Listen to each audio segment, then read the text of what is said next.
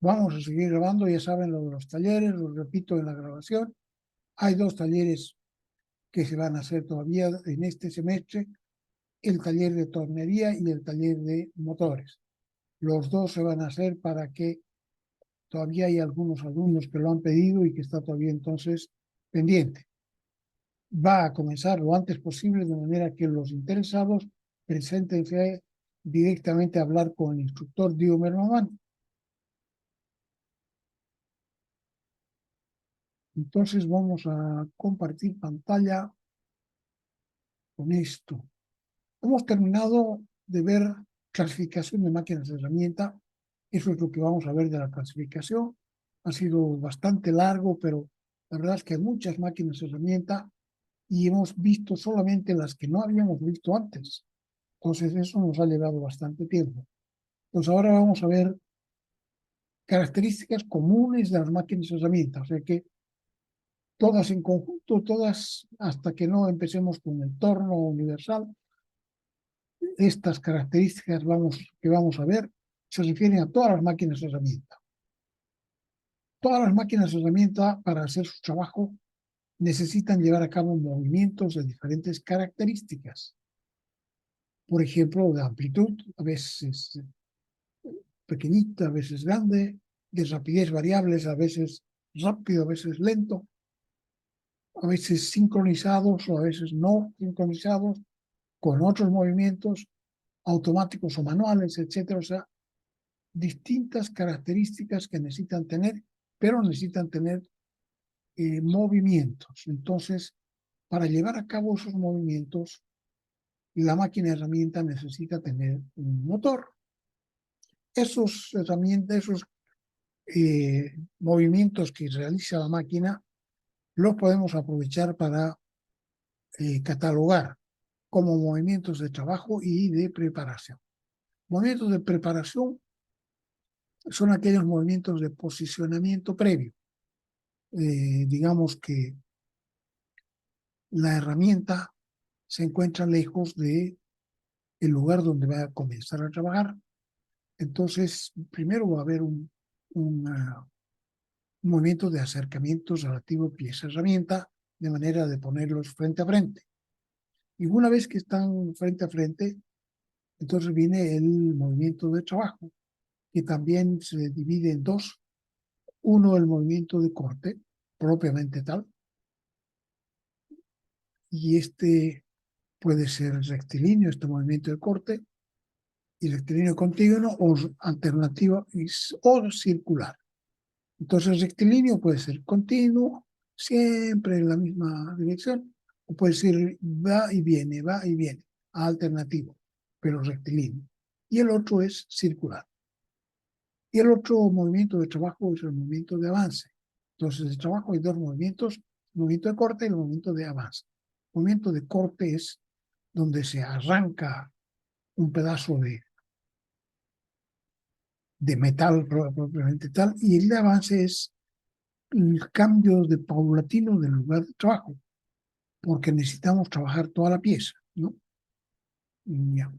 Entonces, 2 de trabajo, corte y avance, y 1 de preparación, que es el posicionamiento previo. Para realizar estos movimientos es necesario que la máquina herramienta esté dotada de una fuerza motriz. Esa fuerza motriz se llama normalmente el accionamiento de la máquina. Y el accionamiento puede ser de grupo o puede ser individual. Puede ser de grupo si se emplea, es un motor que se emplea para generar los movimientos de un grupo de máquinas. Ha sido antiguamente, aquí estamos bien. Entonces, antiguamente ha sido antiguamente el tipo de accionamiento más común que se tenía, en que se tenía un solo motor, normalmente una turbina accionada por una caída de agua, y un solo eje motriz de donde las diversas máquinas obtenían el movimiento. Y si no es de grupo, puede ser individual. Si cada máquina tiene su propio motor, o si cada movimiento de la máquina o algunos de los movimientos de las máquinas se genera a partir de un motor independiente. Algunas máquinas herramienta poseen hasta 5 y 6 motores para diferentes propósitos. Entonces, el individual llega a ser en este momento individual no solamente por máquinas, sino por movimientos, ¿ya?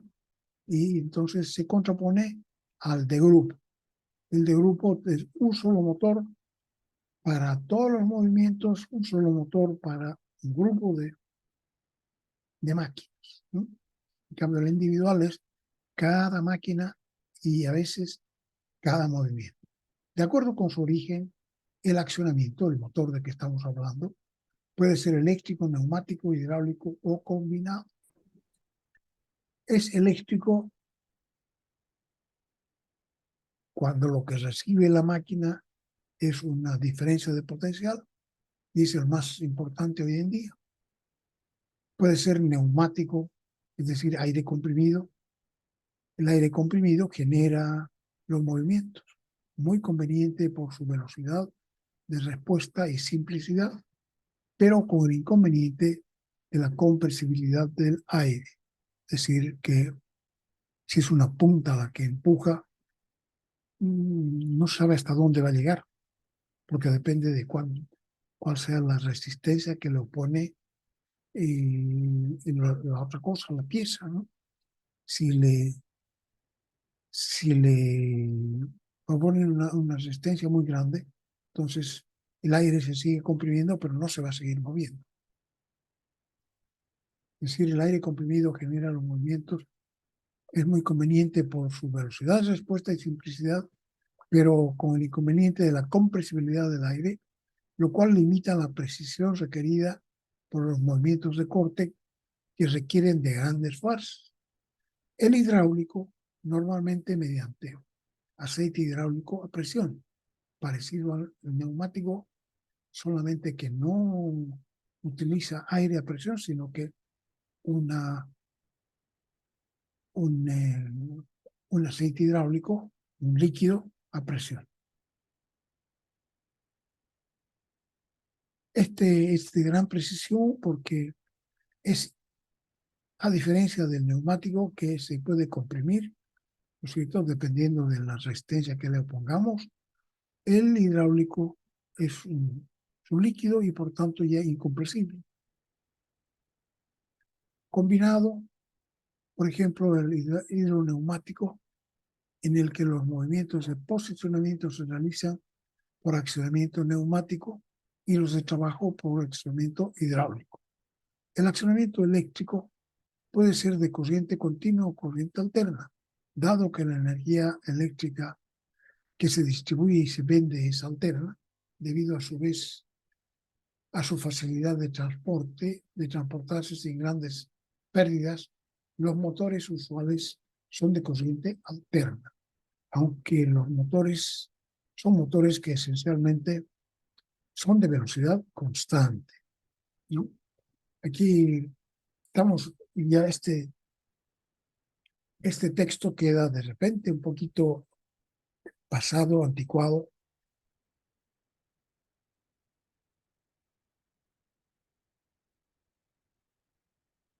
porque estamos asistiendo a un cambio muy, muy grande, en el sentido de que los motores que son motores a explosión están empezando a ser motores eléctricos. Algunos motores eléctricos, otros motores de hidrógeno. Y entonces, esos motores eléctricos suelen ser motores de corriente continua.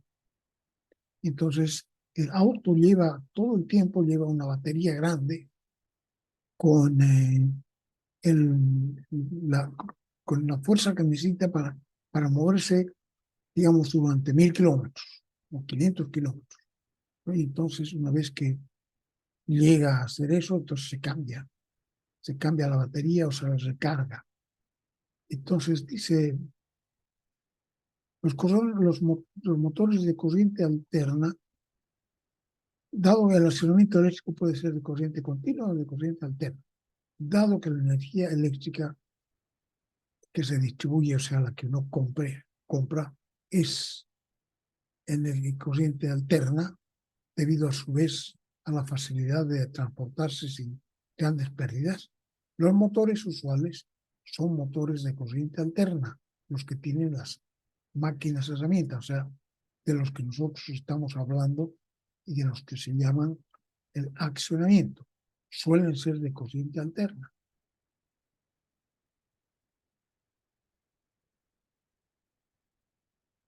Ahora, los motores usuales son de corriente alterna, aunque son motores que esencialmente son de velocidad constante, lo cual muchas veces no llena los requerimientos de una máquina herramienta. Entonces, los motores de corriente continua, los motores pueden tener velocidad variable, ¿no? Esta característica, la velocidad, solo puede ser cambiada para el caso de motores de corriente alterna, variando la frecuencia de alimentación del motor. La variación de la frecuencia de la red, que actualmente es posible de realizar electrónicamente sin saltos, es sin embargo problemática cuando se refiere a motores de gran potencia, como los que se requieren, por ejemplo, en una caja de laminación, una caja industrial, debido a la generación de calor que se produce en estos elementos y la limitada capacidad de disipación. De todas maneras, esta alternativa significa un costo adicional. Entonces, todas esas cosas va a haber que ver cómo quedan, porque estamos en problemas con la generación de CO2, ¿no es cierto? Entonces, para no generar CO2, van a haber cambios muy drásticos también en todo lo que tiene que ver con electricidad industrial, con la electricidad que se genera para que la usen tanto en el uso doméstico, ¿no? O sea, o también en empresas, fábricas. En las fábricas entonces tienen otra característica, pero van a también a ser de corriente continua. Entonces, todo va a cambiar entonces enormemente. Y de alguna manera hay que obviar el problema de transporte de la energía eléctrica de continua, ¿no? Esta solo puede ser cambiada variando la frecuencia de alimentación del motor. Además, se han creado también otros mecanismos para cambiar la frecuencia que permiten también trabajar a capacidades más grandes, ¿no? Actualmente dice es posible realizar electrónicamente, sin embargo, sin salto. Es sin embargo problemática cuando se refiere a motores de gran potencia, como los que se requieren, por ejemplo, en una caja de laminación, debido a la generación de calor que se produce en estos elementos y la limitada capacidad de disipación. De todas maneras, esta alternativa significa un costo adicional. La corriente continua, por su parte, da origen a motores cuya velocidad puede variarse de una manera más sencilla, la corriente continua. Motores cuya velocidad puede variarse de una manera más sencilla y en forma continua, sin escalones, en un rango amplio de velocidades. Sin embargo, trae aparejado el inconveniente de que debe ser generada por cada usuario, lo cual, o sea que nadie vende hasta ahora, digamos, corriente continua, o depósitos de corriente continua, ¿no? También, o sea, tiene el problema de que la energía eléctrica no puede guardarse, ¿no? Entonces estamos empezando a guardar energía eléctrica de una manera diferente mediante las pilas, baterías. Unas baterías muy grandes que permiten entonces guardar y utilizarla cuando se necesite. Entonces todo eso está cambiando hoy en día. Sin embargo, dice está aparejado el inconveniente de que debe ser generada por cada usuario, lo cual será económico si por sus características consigue un ahorro considerable de recursos. La transmisión es la conexión entre la máquina herramienta y su accionamiento. O sea, conexión entre el motor y la máquina herramienta. Esto puede hacerse de diversas maneras, principalmente de las siguientes. Entonces aquí vamos a pasar mejor al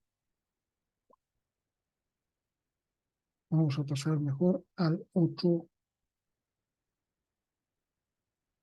Wow.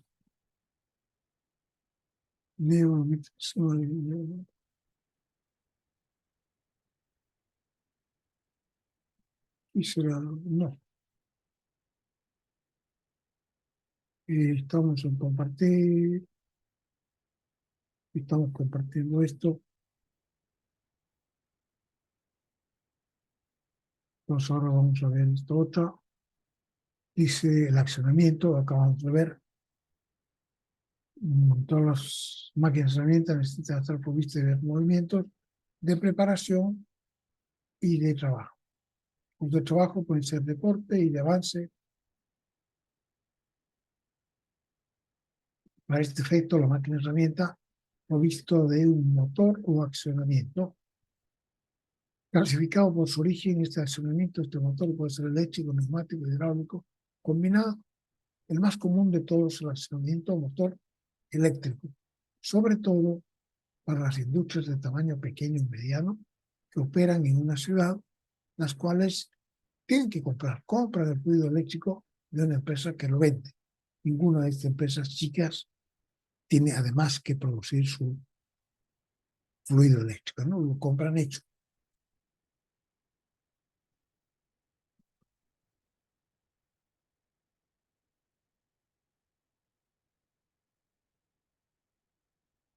Pero en ese caso, lógicamente, como en todo,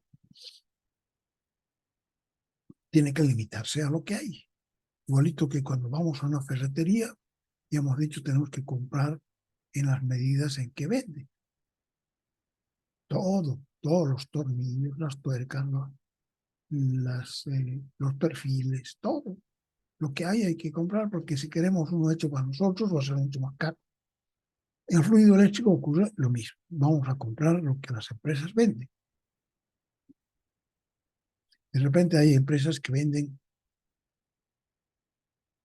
algo que nos convendría más a nosotros, pero no venden en nuestra zona.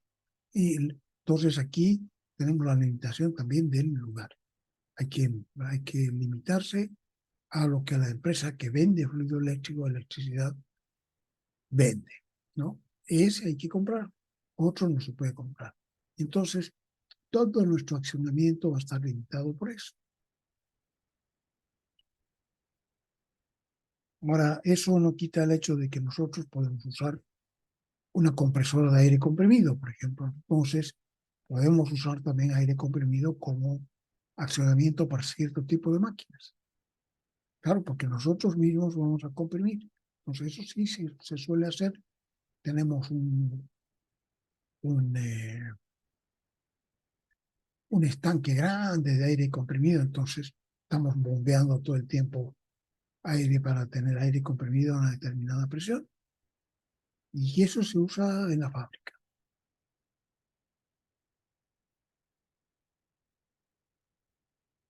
Tarea 21, averiguar las características de la energía eléctrica que se vende en Santa Cruz. ¿Qué se vende en Santa Cruz?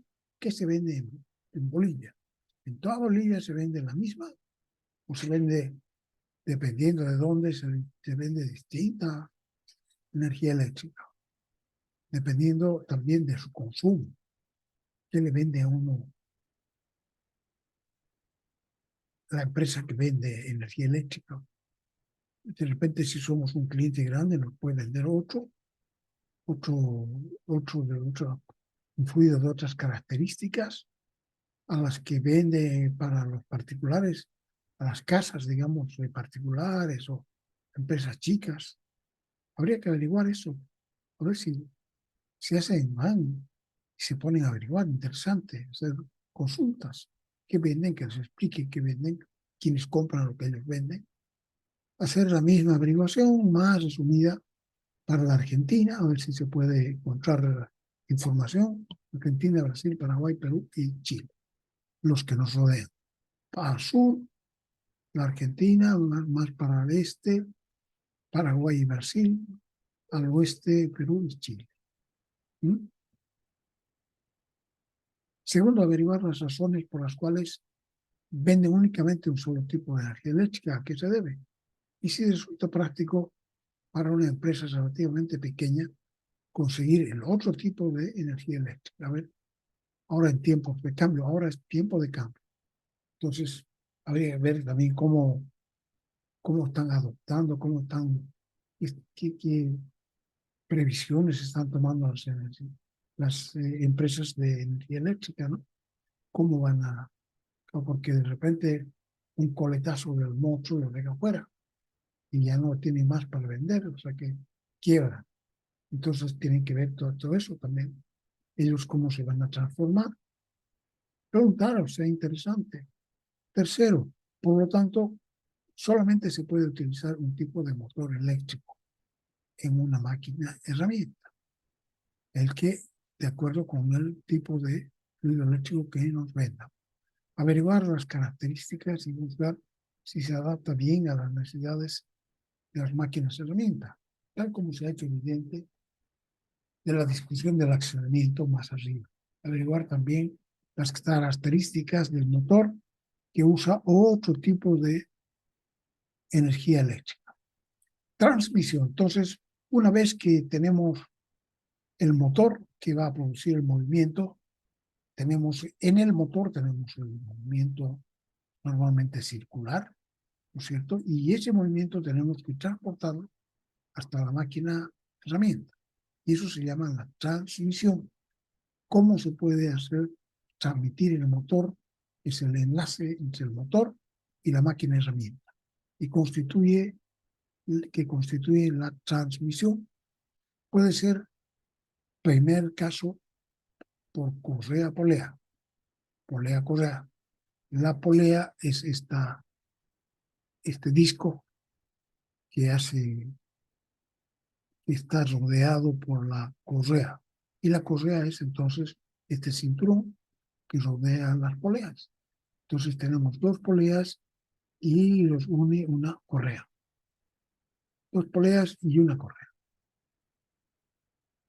Esa correa es un cinturón, puede ser un cinturón plano o puede ser algo más elaborado que se llama una correa B, pero hoy en día coexisten ambas, coexisten las correas planas y las correas que se llaman B y otro tipo de correas también, vamos a ver enseguida.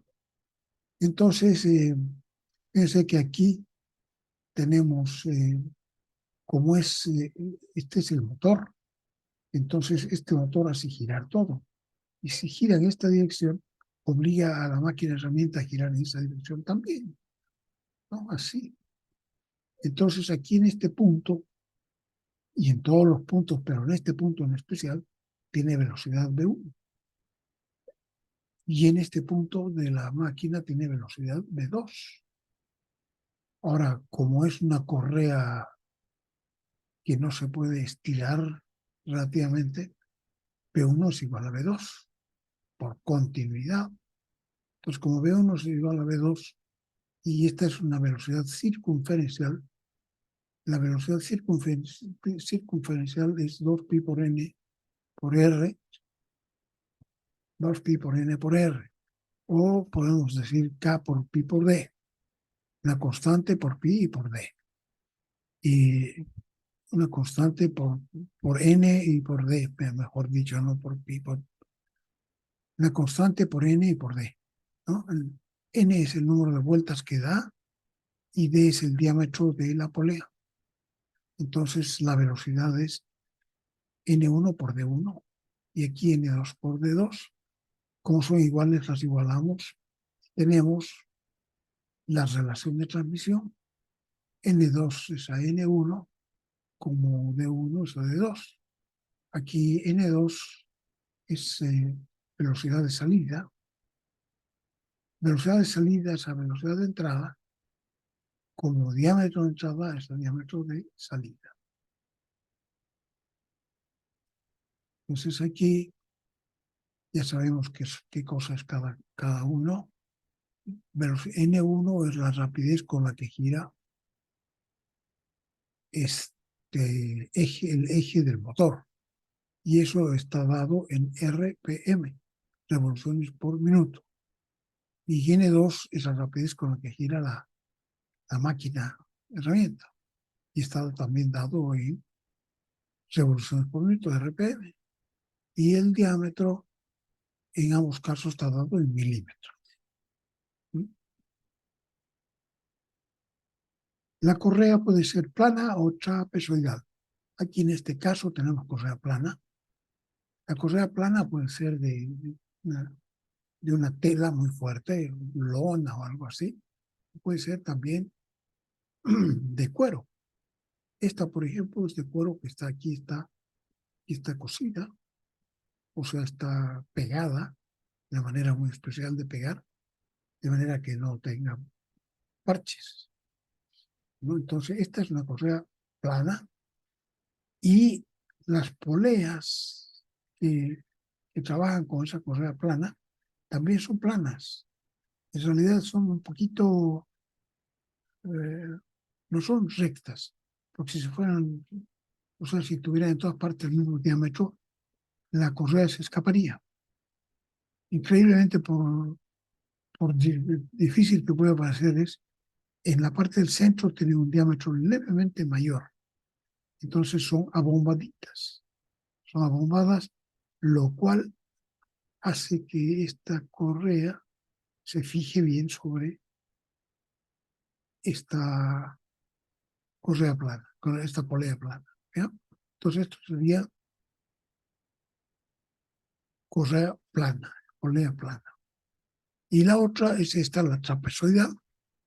Entonces aquí las poleas tienen forma de cono, son cónicas, de manera que pueda sujetar también a la correa. La correa tiene la forma de B, pero no una B completa, sino que tiene solamente una B truncada. Y entonces en ambos casos necesitamos que haya tensión, que la correa esté tensa para que pueda transmitir. Si no está tensa, no puede transmitir potencia, no puede transmitir movimiento. Aquí también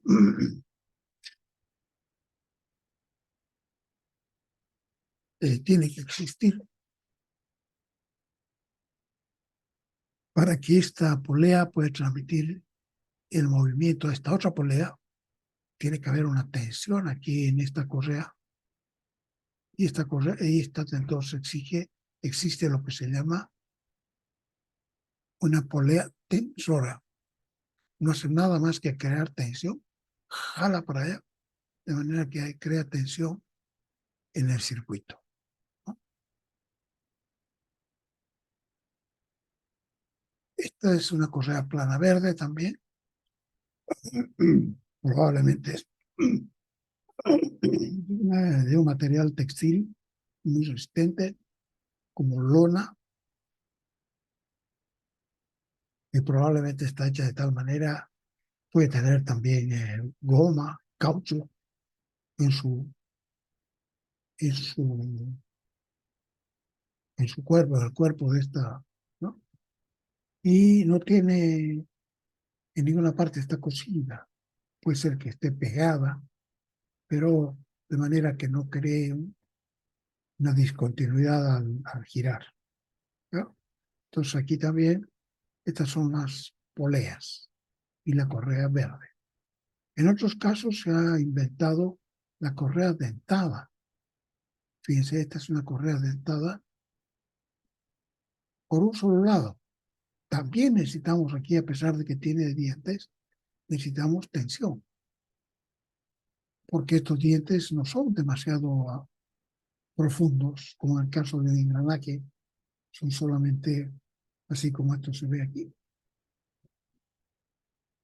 Y hay también correas dentadas por ambos lados, como esta, por ejemplo, lo que permite una mayor flexibilidad en los circuitos de transmisión de fuerza, transmisión de movimiento.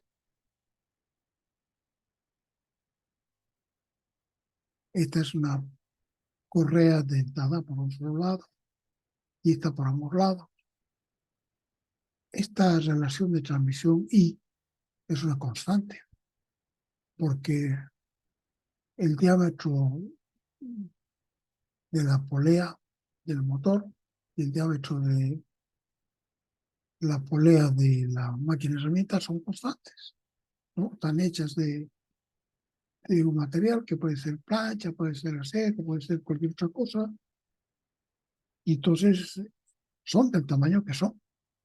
Entonces, y la relación de transmisión va a ser una constante. Ahora, eso puede modificarse porque nosotros necesitamos velocidad variable. Entonces, eso se puede modificar con este invento excelente que se llama Variomat, un sistema para variar automáticamente la velocidad. Ese aquí, por ejemplo, en la primera figura, la correa, esto vale solamente para correas en B, en las cuales la polea es una, es como se llama, cónica, ¿no? Cónica y tiene un ángulo del cono, que es el mismo de la polea, la correa. Entonces aquí, si nosotros, esta tiene dos ángulos de cono por cada lado, un ángulo de cono, entonces si uno aprieta más, si uno pone más cerca las dos mitades, esta correa, que también es así trapezoidal, con un trapecio, no puede entrar más adentro. En cambio, si uno la suelta, puede hacer que entre más adentro y quede así. Si le pone, si le hace, si aquí las aprieta, entonces no va a entrar más adentro, va a quedar afuera. Y vamos a tener un diámetro grande y aquí vamos a tener un diámetro pequeño. Y ahí al revés, aquí teníamos un diámetro pequeño y hemos pasado a tener un diámetro grande. Entonces esto se llama variomat. Se puede, o sea, la gran ventaja de esto es que la relación de transmisión ya no es constante y se puede trabajar, se puede cambiar durante el trabajo, ¿no? No hay nada que imprima cambiar esa relación durante el trabajo. Excelente. Entonces ya pierde esa rigidez que tenía en la correa polea, ¿no? Como necesitamos aquí, necesitamos tener tensión en el circuito de la correa, entonces necesitamos siempre una polea tensora o algún sistema de alejar los dos ejes de manera que creemos nosotros la tensión.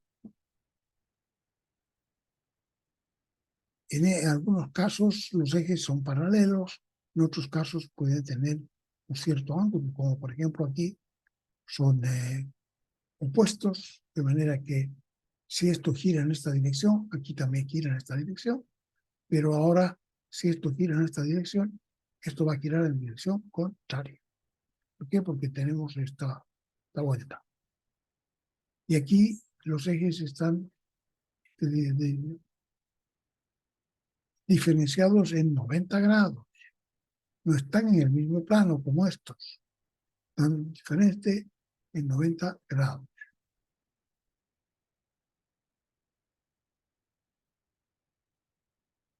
Para que el sistema funcione bien debe haber una tensión en la correa, lo cual se logra, por ejemplo, insertando en el circuito una tercera polea tensora. Así se llama, porque su oficio es crear tensión, que exista una tensión para que no resbale la correa. Polea tensora, cuya única misión es crear esa tensión. Aquí hay otros tipos, hay muchos tipos de poleas, algunos los más simples, desde los más simples hasta los más sofisticados. Este es de un Variomat. Fijan ustedes aquí, tiene dos motores y pueden abrir, tiene un sistema para abrir o para cerrar para la distancia, separar la distancia entre los dos platos, entre los dos lados de la polea y para cerrar, ¿no? Entonces estos actúan coordinadamente. Si abre al uno, tiene que cerrar al otro y viceversa. Este tiene un sistema, también tiene un lado fijo y el otro lado se puede alejar. Tiene un sistema para alejarlo y acercarlo, pero no durante el trabajo. Este también, bien, se puede acercar, no durante el trabajo, sino se puede preparar antes de hacer el trabajo. Sistema Variomat es un conjunto en el que los diámetros de 1 y de 2 son variables, con lo cual se puede conseguir una relación de transmisión variable o para una velocidad de motor N1 constante, una velocidad N2 variable continuamente. Aquí se está mostrando un conjunto que trabaja exactamente igual que el correa-polea y es el conjunto estrella-cadena, que conocemos probablemente mucho más que el de polea-correa.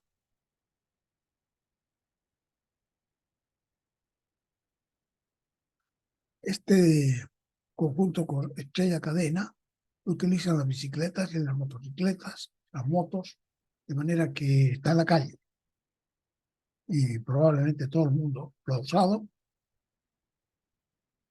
Aquí también, de alguna manera, hay que crear una tensión entre los dos ejes para que la correa, para que aquí la cadena no esté suelta. Si la cadena está suelta, no se puede transmitir la potencia. Entonces, también suele haber una estrella tensora.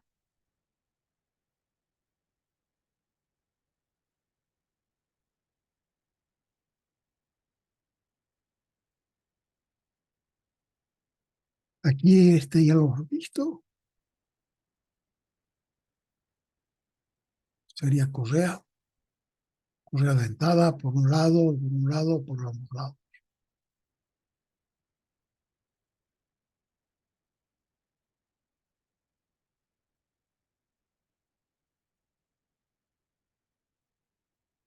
Segundo método, pues primer método, correa polea, este que acabamos de ver.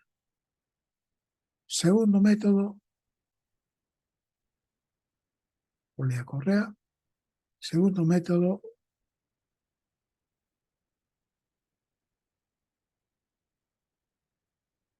ruedas dentadas, o sea, por engranajes.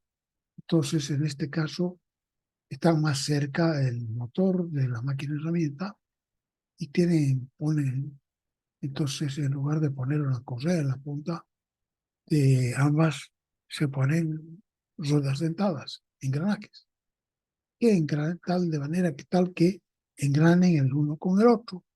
O sea que para eso necesitan estar lo suficientemente próximos y tener los dientes del mismo tamaño. Y no es más.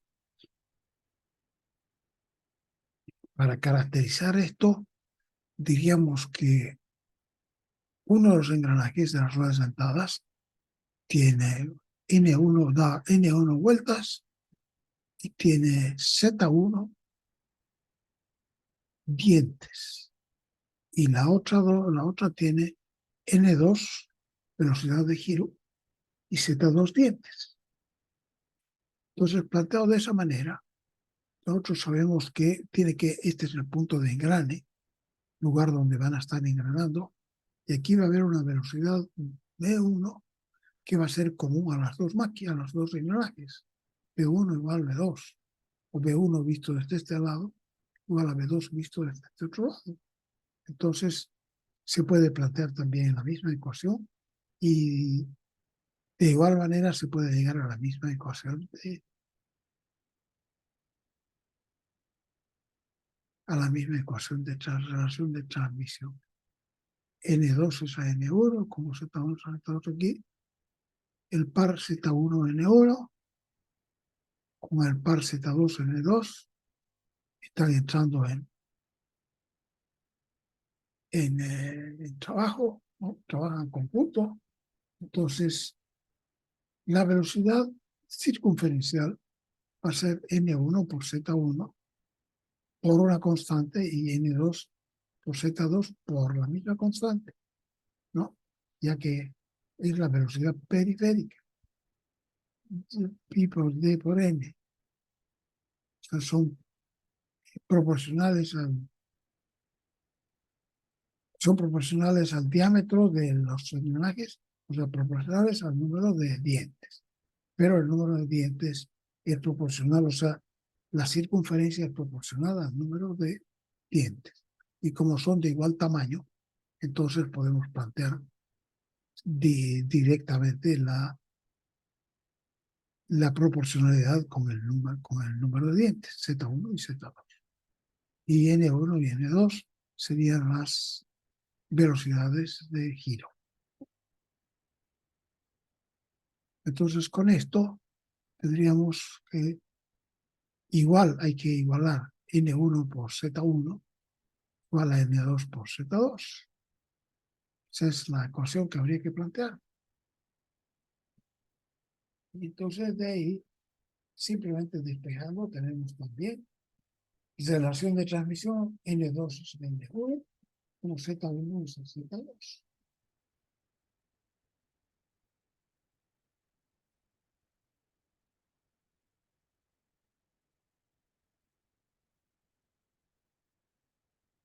Entonces, en este caso, se trata de un sistema de transmisión diferente por engranajes y, sin embargo, la relación de transmisión es casi idéntica, ¿no? N2 a N1, la velocidad de salida es la velocidad de entrada. Antes era como el diámetro de entrada es el diámetro de salida y ahora es como el número de dientes de entrada es el número de dientes de salida. Aquí, en lugar de eso, vamos a hablar no de entrada y salida, sino que aquí podemos hablar de velocidad de salida y velocidad de entrada, pero aquí vamos a hablar de hay entre estas dos engranajes que participan en cada punto, o sea que tienen un punto en común. Podemos hablar, uno es el conductor, el que hace mover al otro.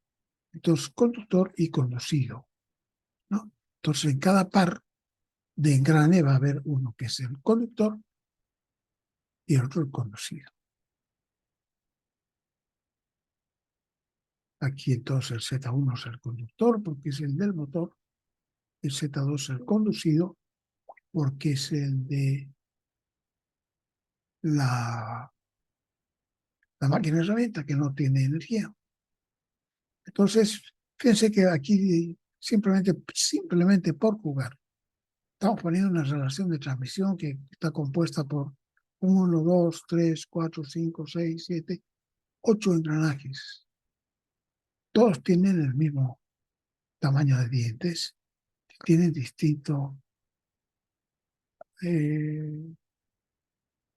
desde luego, distinto número de dientes y distintas velocidades de giro.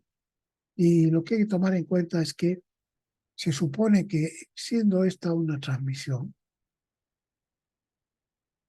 lo que se hace es colocar en ciertos ejes, en el eje 2, 3 y 4, vamos a colocar ahí tanto aquí es N1, que es la rueda 1, con Z1, primera engranaje. N2 con Z2, engrana con N1 con Z1. ¿Sí? Y en el mismo eje, con la misma velocidad de giro, se encuentra Z3, N3, perdón, se encuentra N2, que es el mismo, pero con Z3, número de dientes, que tiene un engrane diferente porque va a ser Z4. Z4, número de dientes, y hasta ahorita teníamos N1, que es la velocidad de entrada, aquí N2, que ya viene condicionada por la ecuación de gestión. Entonces, me viene 2 N1 con N2. Aquí podemos ver esto. N2 es a N1 como Z1 a Z2, tal como hemos visto hace rato. Esto lo vamos a llevar hacia arriba.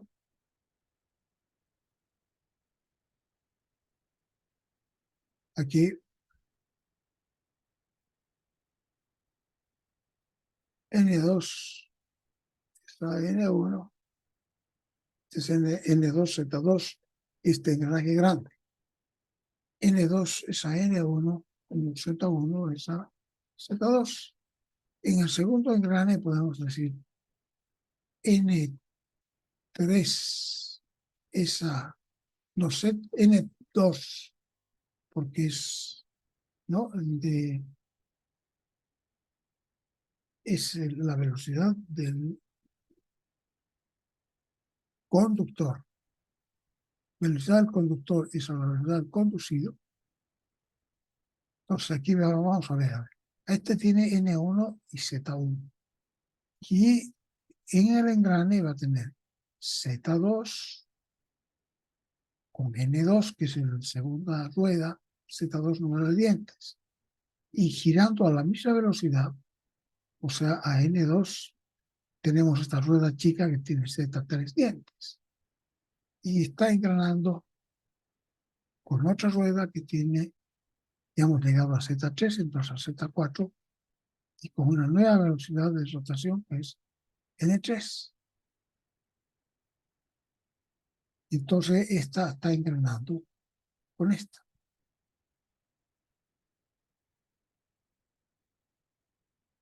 Y va a ser entonces N2 es a N3 como Z4 es a Z3. No, como Z3 es Z4, perdón. Entonces como el número de dientes del conductor es el número de dientes del conducido. Como Z3 es a Z4. Aquí en este nuevo punto de engrane vamos a tener N3 es a N4, como Z3, Z5 es a Z6. Y finalmente este de acá va a tener N4, N5 a N4, como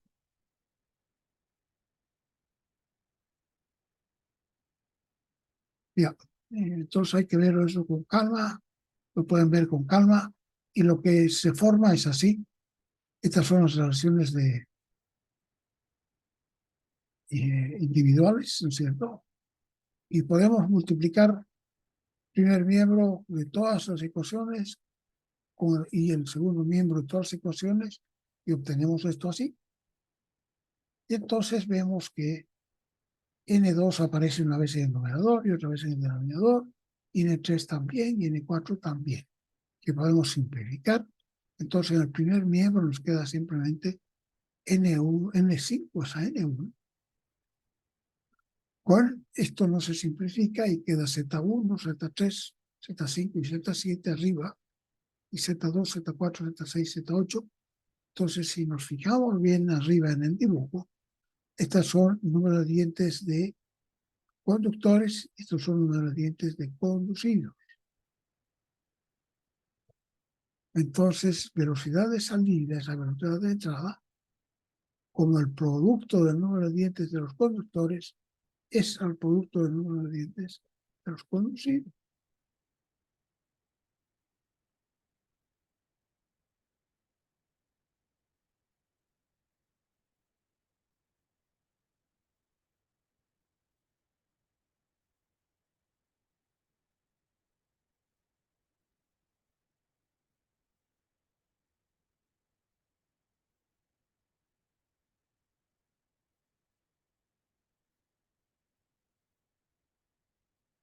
Bien, entonces tenemos esta relación de transmisión ya no para un par de engranajes, sino para una cadena cinemática. Llamamos a esto una cadena cinemática, que podría espacialmente verse así como esto.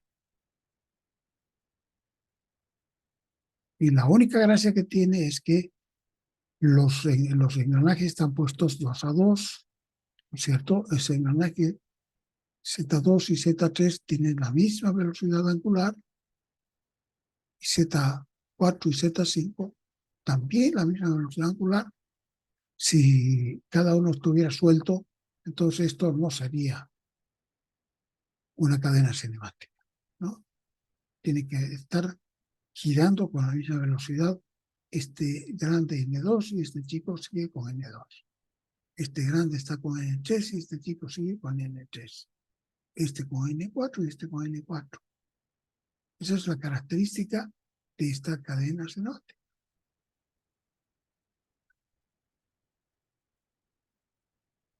La tercera forma de transmisión se llama sin-fin corona y tiene que ver con un motor. Todo es un motor eléctrico, pero en este caso, en lugar de la correa o del engranaje, se le pone un sin-fin, que es un tornillo con una entrada helicoidal. Esa entrada, o sea, ese tornillo helicoidal, digamos, del sin-fin, se llama así ese sin-fin, puede tener una, dos, tres entradas, ¿no? Y está engranado con un engranaje que se llama corona. Y la corona está caracterizada por Z2 dientes y N2 RPM. Se mueve con N2 revoluciones por minuto. Aquí el sinfín se mueve con N1 revoluciones por minuto. Ahora sucede que la forma de la relación de transmisión es la misma, formalmente la misma. Velocidad de salida es a velocidad de entrada con número de entradas del sinfín es al número de dientes de la corona. Entonces fíjense que aquí normalmente esto se llama un reductor de velocidad. ¿Por qué? Porque Z1 puede ser, digamos, máximo 3 o 4 entradas de hilos aquí que van juntas. Entonces, digamos 4. Y esto tener 30 dientes o 60 dientes. 60 entre 4, entonces sería a 15. O sea que rebaja la velocidad, ¿no? En 15 veces esto. Y peor si tuviera 2 entradas. Porque si tuviera 2 entradas, 3 entradas, 20 veces, 2 entradas, 30 veces, una entrada, 60 veces. Así sería la relación de transmisión. Entonces, es un reductor de velocidad.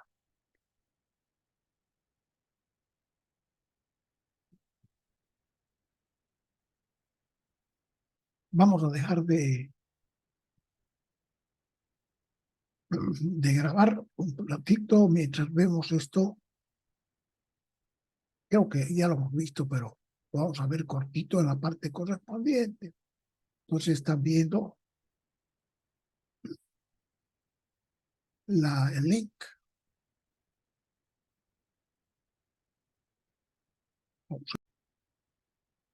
Creo que hay que detener la máquina, hay que preparar la máquina con una nueva velocidad.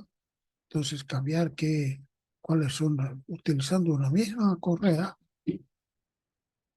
pero cambiar las poleas que van a estar una contra otra, de manera que la relación de transmisión va a ser distinta y la velocidad de salida también va a ser otra.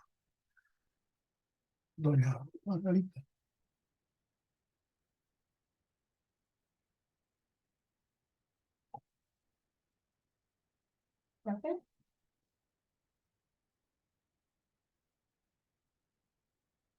va a ser otra.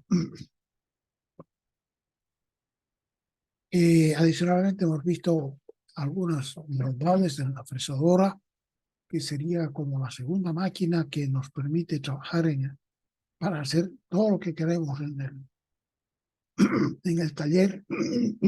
Tampoco no es una máquina de alta producción, pero sí es una máquina que nos permite hacer distintas cosas, algo diferentes de las que hace el torno. Entonces hemos visto cómo se puede hacer, por ejemplo, un plano inclinado de muchas maneras, ¿no? Inclinando la mesa, inclinando el eje de la herramienta, inclinando, cambiando el eje de la herramienta para que no sea vertical, sino horizontal. Interesante, una máquina muy linda. La pueden ver ustedes, tienen la dirección.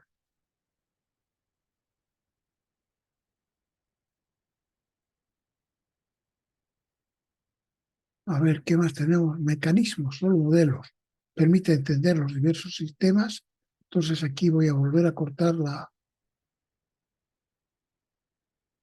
el video, pausar la grabación. Hemos visto diferentes mecanismos que corresponden a la transmisión que estamos viendo nosotros. Solo que en máquinas que tienen que hacer un trabajo permanente, solamente algunos de esos mecanismos se utilizan para transmitir el movimiento. Y son aquellos que permiten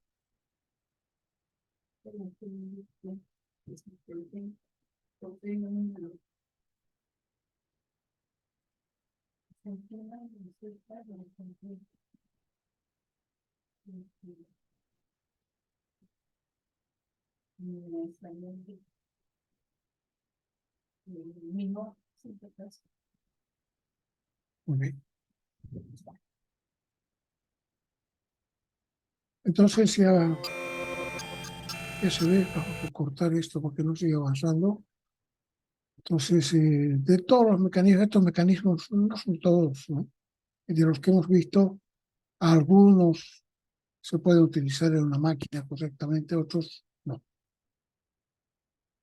Vamos a ver qué más tenemos aquí para compartir. Herramientas de corte. Entonces, con eso terminamos de ver la transmisión. Hemos visto primero el motor, accionamiento y la transmisión. Con eso tenemos el movimiento en la máquina herramienta mediante distintas formas de transmisión. Ahora tenemos herramientas de corte. Las herramientas de corte también se encuentran en todas las máquinas herramienta. Y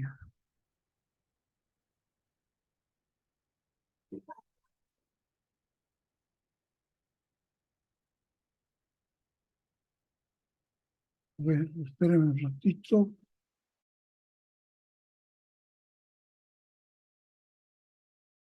Continuar.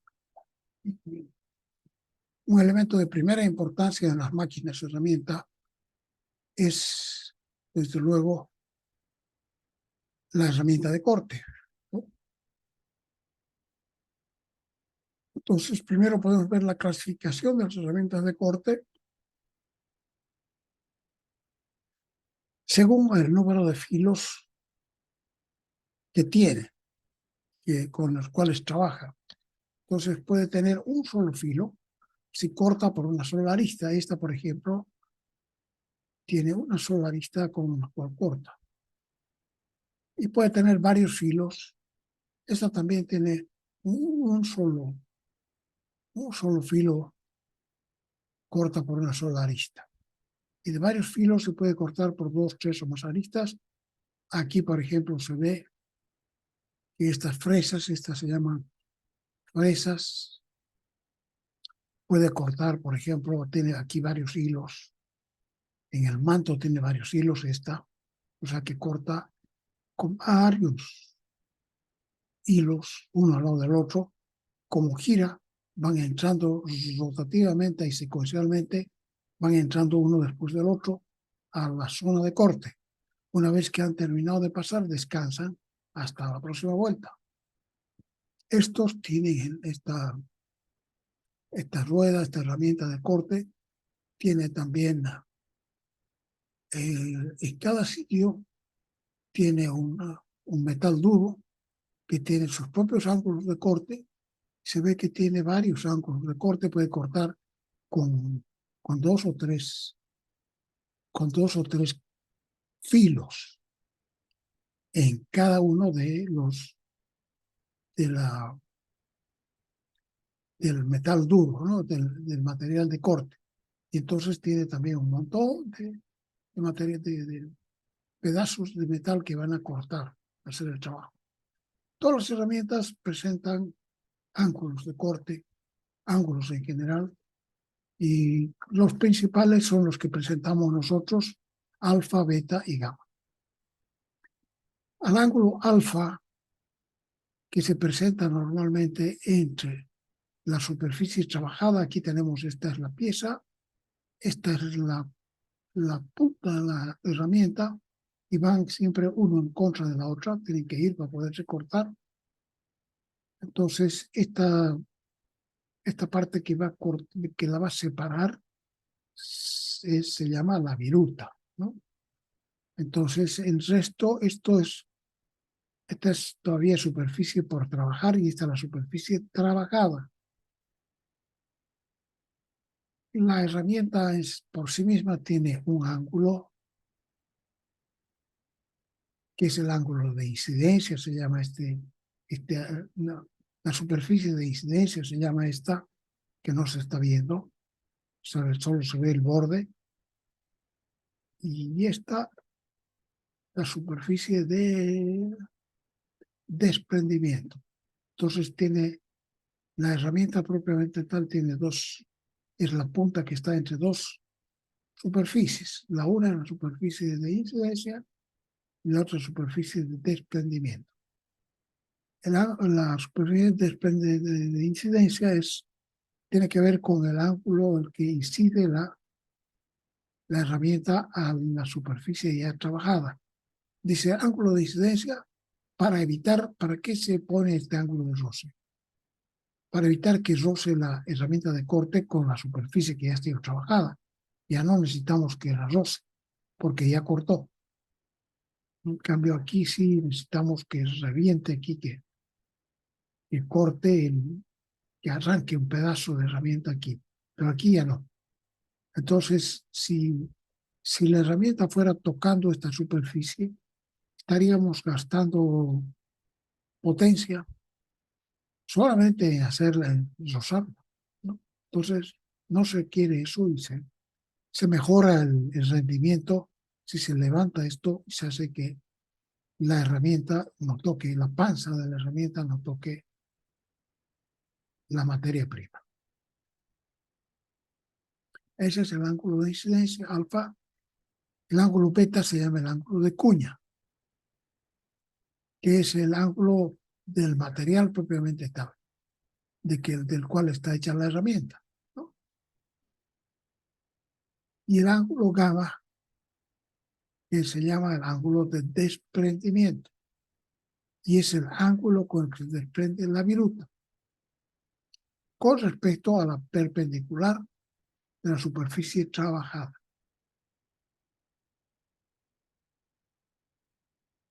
Entonces, ángulo de incidencia, ángulo de cuña y ángulo de desprendimiento.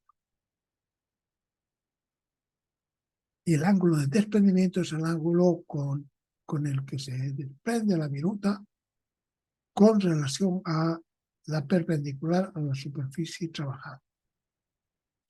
Este ángulo es el ángulo de...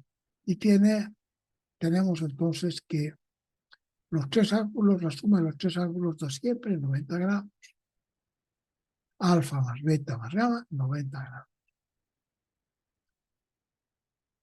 Los tres dependen de varios factores, o sea, cómo se fijan, cómo se definen, cómo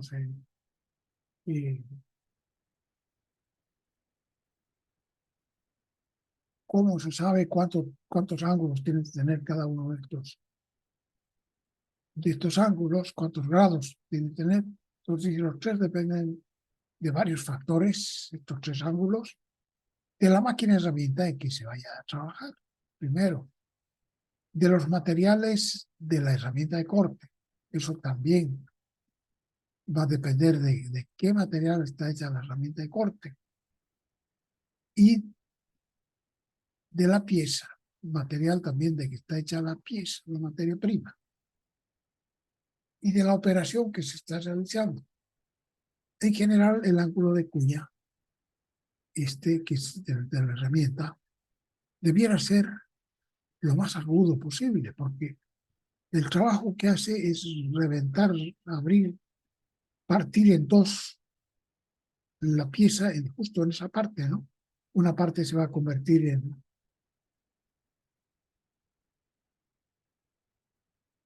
en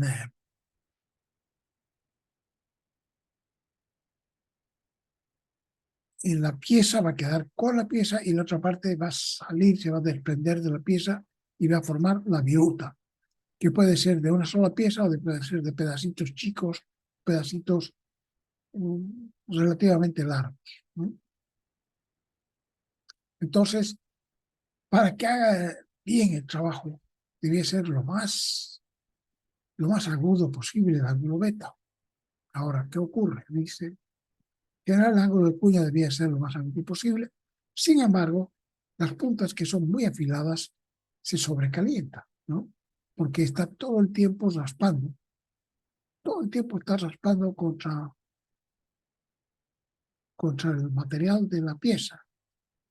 ¿No? La pieza va pasando porque va cambiando de lugar, pero la herramienta no, la herramienta todo el tiempo en contacto con la pieza. Entonces, si es una punta muy afilada, se sobrecalienta y eso además se deforma y además se quiebran con mucha facilidad.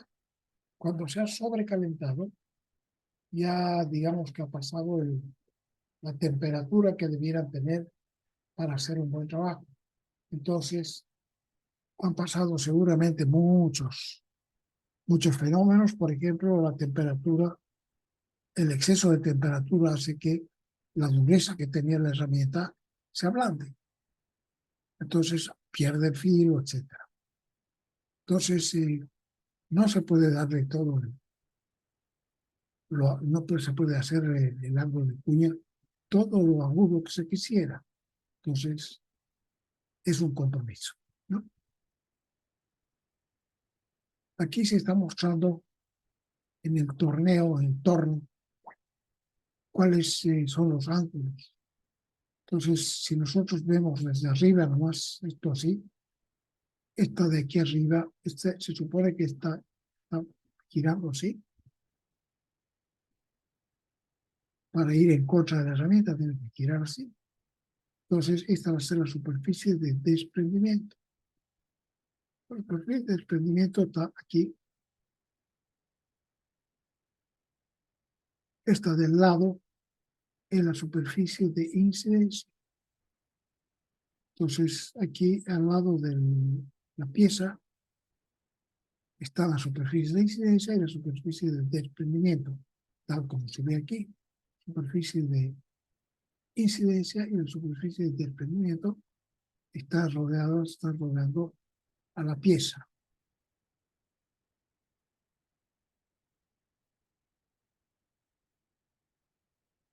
Diferentes vistas del corte del torno. Y cortamos así y miramos allá, no se ve así. Si miramos desde aquí, no se ve así.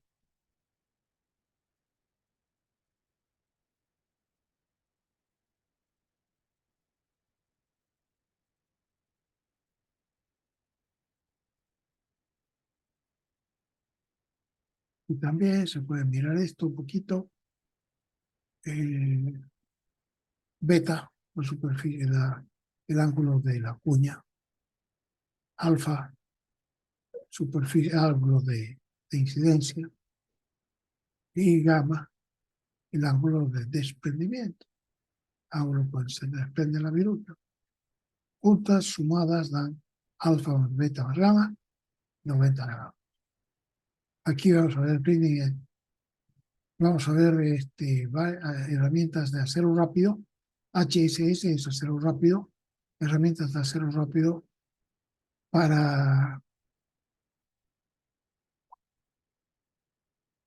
para hacer, vamos a ver, vamos a dejar de compartir.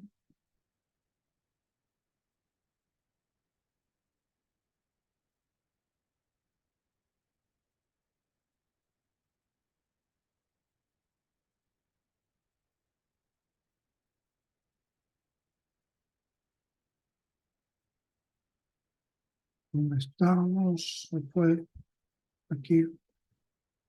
Vamos a volver aquí. Vamos a dejar de compartir. No, pausar la grabación. Vamos a pausar la grabación más. Pero caramba.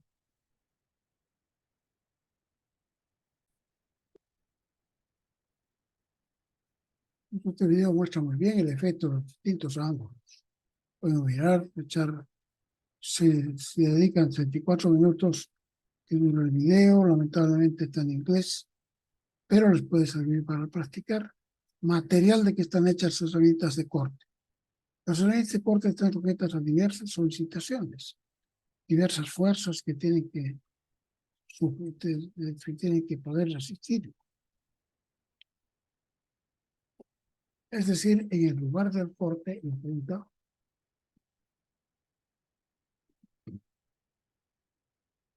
se generan fuerzas que son unas de esas fuerzas que son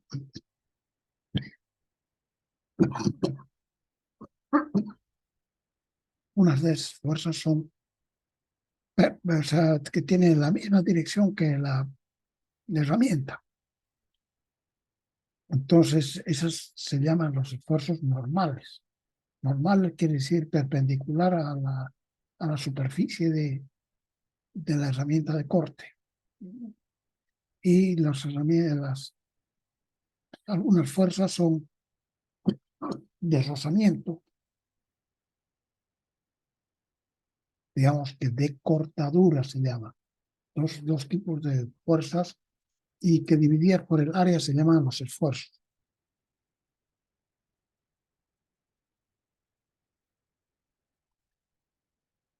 Yo supongo que ustedes ya han visto los esfuerzos de cortadura.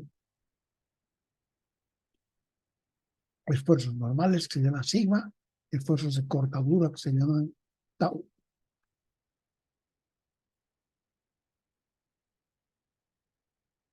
Existe rozamiento.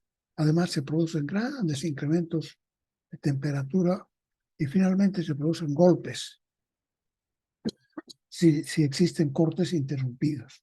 Por este motivo, y porque la herramienta de corte depende y porque de la herramienta de corte depende el rendimiento de la máquina herramienta, las velocidades de corte, avance, profundidad de corte que se puedan imprimir a la operación, a diferencia de los otros órganos de la máquina herramienta que han terminado de diseñarse hace mucho tiempo, la herramienta de corte ha continuado mejorándose hasta nuestros días. O sea que si hay algo que no es estático es el desarrollo del material de las máquinas herramientas, que sigue mejorando todo el tiempo, porque de ello depende el rendimiento de su máquina herramienta. Si la herramienta no responde, puede tratarse de una máquina maravillosa, pero no va a poder rendir mejor.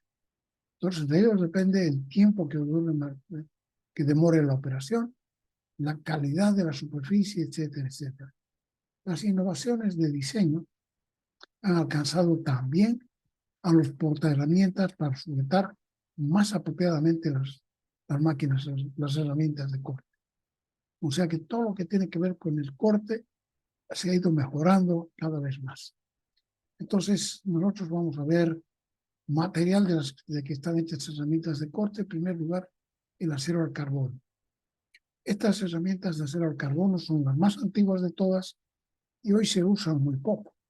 Ya se usan muy poco porque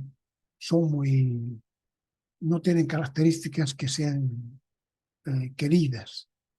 Las herramientas especiales de gran volumen ahora se utilizan solamente para hacer herramientas especiales de gran volumen, como fresas grandes, poco usadas.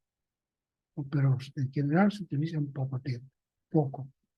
Casi nadie las usa para hacer la producción propiamente tal.